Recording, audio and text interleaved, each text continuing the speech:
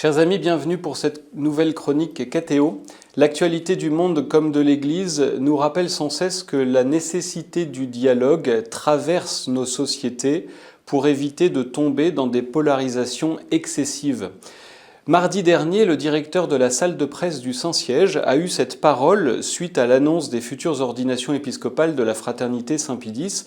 Le Saint-Siège voulait continuer de s'engager dans le dialogue pour éviter des ruptures supplémentaires et des solutions unilatérales qui augmenteraient ces ruptures.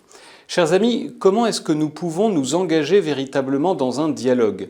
Quand je vois en 2026 que nous nous engageons dans une année électorale qui va être longue et sans doute clivante, quand je vois notre société où nous avons la tentation de juxtaposer sans cesse les discours sans véritablement nous écouter, sans véritablement nous dialoguer, est-ce que nos sociétés, qu'elles soient civiles ou ecclésiales, sont encore capables de ce dialogue?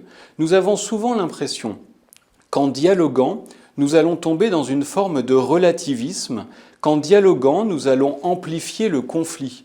Mais le dialogue n'amplifie pas le conflit, il le traverse et parfois il permet de trouver des solutions les uns avec les autres. Le dialogue n'est pas nécessairement un renoncement à la vérité, le dialogue n'est pas nécessairement un renoncement à ce que je porte, le dialogue parfois fait le constat qu'il y a des désaccords. Mais avoir des désaccords dans une société n'est pas nécessairement synonyme de clivage ou de polarisation. Nous aurons toujours la tentation de transformer nos sociétés en accentuant le côté binaire, des camps qui s'opposent et qui ne veulent pas bouger. Mais le dialogue véritablement révèle la dignité de l'autre.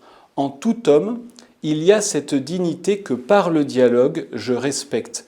Mais plus profondément encore, par le dialogue, je comprends et je conçois que le frère qui est à côté de moi a quelque chose à m'enseigner.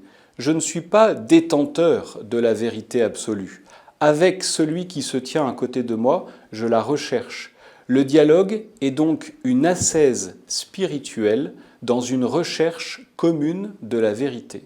Est-ce que nos sociétés, civiles ou ecclésiales, sont encore capables de cette recherche commune?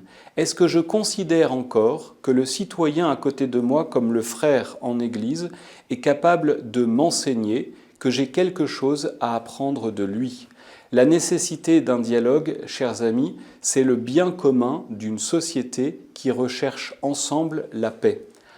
À l'aube de cette année électorale, comme à l'aube de nouvelles questions qui vont cristalliser l'Église et qui déjà agitent les réseaux sociaux, nous pouvons véritablement faire cet effort d'écoute pour grandir mutuellement dans le dialogue et construire la paix dans nos sociétés.